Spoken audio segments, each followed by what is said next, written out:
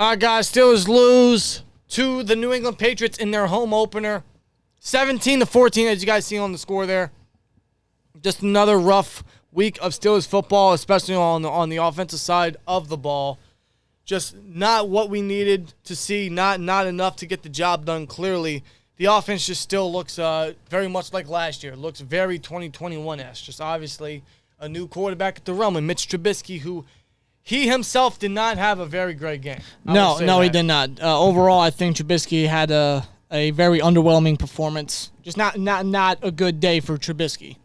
Not a good day for the Steelers offense. Not a good day for the Steelers in general. No, because it was a pretty rough performance from, honestly, not just the offense, a little bit from the defense. I'm not going to put a lot of blame on the defense because, I mean, there's only so much they can do. They had T.J. Watt out, and his loss was incredibly missed because, 0 sacks from this team. Not one. We haven't had that since, I believe it was last year versus the Bengals, where we didn't have 1 sack in a game. Yeah. And that's rough. That goes to show you how serious T.J. Watt is to this team, to this defense. How important T.J. Watt is. How much of an impact he is. He's probably our best core player on the team, and his loss was clearly seen. 0 sacks from this defense. No pressure whatsoever. Mac Jones had all day to throw. Yeah. He didn't have to worry one bit about that back injury. We allowed him to throw for 250 yards, a touchdown to Nelson Aguilar, who he mossed Ahkello Witherspoon. Witherspoon had great sticky coverage. You can't ask for better coverage from the guy. He did everything right up until the ball came to him, and he cuffed his hands like he was trying to pick it off instead of doing the usual thing, the smart thing for a DB to do, which was put your hands up and bat the ball down. And he didn't do that. Instead, he allowed Aguilar to get the big gain, the touchdown that put them up. To which Aguilar, himself had a hell of a day. He had over 100 yards on... He had 110 yards on 6 catches in the touchdown we just talked about. And even Jacoby Myers, the number 1, I suppose, from their team, right? Yeah. Almost had 100 yards himself. On 9 catches, 95 yards, yeah. And that was mostly because there was no pressure on Jones. He had all day to throw, and dudes were pretty much open. Especially around the middle of the field. It's because of no pass rush in this game. Jones was able to connect with the guys he was able to connect with. Especially around the middle of the field. No, there was no pressure whatsoever, which allowed Jones to throw all day, gave receivers time to get open. They were wide open. The middle of the field was empty. The amount of times we've seen conversions and first downs towards the middle of the field to guys like Myers and Aguilar and even Kendrick Bourne. I'm not going to put a lot of blame on this defense because, again, they were without T.J. Watt, and his loss was very severe today, and the offense didn't help them one bit. Yeah. No pass rush really hurt this defense. Yeah, there was no pass rush whatsoever. No pressure at all. Willie Gree didn't do much. Alex Highsmith was quiet all day. Cam Hayward didn't really do much. Even the run defense was kind of suspect a little bit. Yeah. From time to time. And Cam Sutton, man, he had a easy, probably the easiest interception he could have had in his entire career. And he dropped it. And what would happen the next couple plays after that is that the Patriots would punt, but that punt would be muffed by former Patriot himself, Gunnar Olszewski, which the Pats recovered and then scored with Damian Harris. Yep. Which put them up by 2 scores. And then the offense decided to wake up for once. They ran no huddle. They ran tempo. They ran quick offense. They mixed up some plays with a nice jet sweep to Olszewski. They gave the ball to Najee, who got a couple first downs. Deontay had a very good game. That drive where they scored, which ended in a Muth touchdown, I believe our only touchdown of the game. That was the offense we needed to see. Yeah. That's the offense that got us energized and got us back into the game. We're like, okay, maybe we can make this 2-score comeback. Ultimately, that wasn't the case. The next couple drives after that, there was 10 to 12 minutes left in the fourth quarter, and the Steelers offense had 2 or 3 drives to go down the field and try to score, to try at least tie the game. And I think each one of those drives were an immediate 3 and out. This offense killed us. Mitch killed us. Poor decision-making all day. He threw a ridiculous pick. He tried to thread the needle to Deontay. It was batted in the air by Devin McCourty, I believe. Yeah, and that was around the middle of the field, too. Something about this Steelers offense that, really hurts them is not attacking the middle of the field. The one time that they go to do that with Deontay, a Patriot is literally right in front of him, and Mitch forced that pass. Very forced that pass. It's like as soon as he saw Deontay, he didn't even think twice about the throw. No, he just threw it. He locked his first read and tried to thread the needle. He forced it, which caused the interception. And according to people on Twitter, apparently Deontay was open on a play that Mitch missed. George Pickens was on single coverage all day. He was open a couple times. Apparently there was frustration from Pickens on the sideline because he's getting open and rarely seeing targets. The only target he got was around 2-minute offense towards the end of the first half, and Mitch threw a zipper to Pickens on the sideline, the right sideline, 23 yards, but that's it. That's it. We didn't see much of Pickens. Pickens is having a slow start to Pickensburg. It's just a shame. It is. He had a lot of hype coming out of training camp, coming out of the preseason, and he's being limited. I don't think that's entirely all his fault. Mitch had a rough game. The start to Mitchburg is not that great. He had a rough game last week, and in my opinion, he had a worse game this week. Yeah. Just bad decisions. He's locking down receivers, forcing passes. He's holding on the ball too long, taking unnecessary sacks. Mitch is not looking too good right now. And it's because of his performance is what actually led to a very audible chant of Kenny at Heinz Field. Slow down. Not yet. Soon. Soon.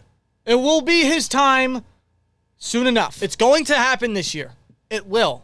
But he's the bridge for a reason. And personally, if you ask me, if Pickett is in there, it's going to be the same play calling, thus the offense is going to run very similar. I think Pickett's going to be a better quarterback in there. I think he's going to make smarter reads, smarter decisions. I think he's going to make certain throws Mitch couldn't do. I think he could make reads that Mitch isn't doing. But in terms of the offense and the play calling, it's going to be similar. Yeah. So there's not going to be that much difference. Thus, I'm not rushing it yet. And why should until this offense is fully gelled together in terms of offensive line, and we're getting Najee going a little more, and maybe Canada opens the playbook a little bit, I'm not pushing Kenny in yet. Not yet. I agree. Mitch is not looking good. Yeah, of course not. Mitch has not looked great. He hasn't even looked decent, really. No. But that doesn't mean go to Pickett right away. That doesn't mean we're going to rush to the rookie. It's only 2 weeks. It's literally 2 freaking weeks. And I'm not saying Mitch is going to get better. I don't know that. I hope that because he's going to be the starter. Say Kenny all you want. He's going to be the starter for now. He's going to be the starter heading into Thursday night at the Browns, who just lost hilariously to the Jets. Yes. To Joe Flacco. Good job, Browns. It makes me feel a little better that we lost today. But nonetheless, Mitch is going to be the starter. Yes. I'm not saying he's going to get better. In fact, I don't know what to expect anymore from this offense. I don't. All I can expect is the same garbage that we're seeing. Little sparks here and there. Nice tempo offense. A little flashy dash plays here and there. But that just goes to show that the offense in general is inconsistent. It is. It has the spark. It shows that little bit of spark, but it's not lighting up. That's the problem. Yeah. It's like a lighter that is literally out of fuel. It Yeah. sparks, but there's no light. When is that light? We need to see some light. One of these days, man. One of these weeks, hopefully. And that doesn't mean rush Pickett. No, because the play calling's still an issue. The offensive line is honestly looking decent. The run blocking is a concern. The pass blocking, Mitch had a couple clean pockets today. That was nice to see. Mitch didn't really take much advantage. No. He just chunked it down to Najee a couple times. Najee himself had a great game. But the run blocking is still a concern. Thus, this offense is still very much last year. And it really is. And I think some of it has to do with Mitch, for sure. But I still think Canada's play calling is rough as well. I do. And until there's some change, I'm not rushing Kenny yet. In a couple weeks, you could put him in there. I'm all in favor for that. Yeah, but not after 2 weeks. No, listen, guys. We need to be patient with this offense. No matter how much we get tired of seeing the same stuff week in and week out, how many times we're going to rant about it. We got to be patient about this offense, and we got to be patient about Kenny Pickett. If we rush Pickett, we're literally going to be doing what the Carolina Panthers have done for years. We're going to be doing what the Cleveland Browns did for several years. So what you're saying is we have to be patient in terms of Kenny seeing playing time. Yes. Not this offense progressing, because I don't know anymore. They had 2 or 3 chances in the last 12 minutes to tie this game, and they couldn't. They couldn't even get past midfield. So I'm not putting all the blame on the defense. TJ Watt was missed. Guys were open. The run defense towards the end killed us. Pretty much sealed the game for the Pats. Witherspoon allowed a big moss for Aguilar. Right? Sutton dropped the pick, which led to the Olszewski muff, which ultimately led to this game might as well being over. Yeah. Like if Sutton didn't drop that pick, none of that happened. Yeah, the whole vibe of the game could have been drastically different. We could be looking at 2-0. So I'm not putting all the blame on anyone specifically. I feel like there's certain blame on both sides of the ball, more so offense than defense. I mean, that's what football is. It's a team effort, and this team just didn't show up. Right. The pass rush didn't show up. The offense didn't show up. Mitch didn't show up. The play calling wasn't there altogether. No. But we lose to the Patriots in Heinz Field in our home opener. It sucks. Hopefully we can rebound next week, or in a couple days, rather. Yes. For Thursday Night Football, where we head to Cleveland to face the Browns. Yes. Both teams are 1-1. They're both trying to rebound after a loss. A devastating loss at that. It's going to be an interesting game. It's going to be a rough game because, again, Watt's going to be out. We're on a short week. We're heading into their territory. I don't know how much of this rushing defense I can trust because of Watt being out. And I didn't see much from Reed today, Malik Reed. Some of these guys going to have to continue to step up and try to limit Chubb and Hunt. That's what they're going to have to do. That's what the preview's for, though. Yes. But you guys just listened to a portion of the SteelTwins podcast. Thank you guys for listening on. Definitely follow us on Twitter at SteelTwins. Check us out on YouTube at SteelTwins, which you most likely are listening to us on. But SteelTwins podcast on Spotify. Definitely go get your notifications on for that. Other than that, that's the recap. Steelers lose 14-17 to the New England Patriots, and our first loss of the season comes at home. It sucks. Yes, it does. Things need to be better. Defense needs to be a little bit more well prepared with Watt being out because we have at least 5 more weeks of this. Yeah. At least 5 more weeks of this with Watt being out. But the offense needs to step it up. Big time. And at some point we will see Kenny. It's just that time is not now. No. It might not be next week. It might not be 2 weeks.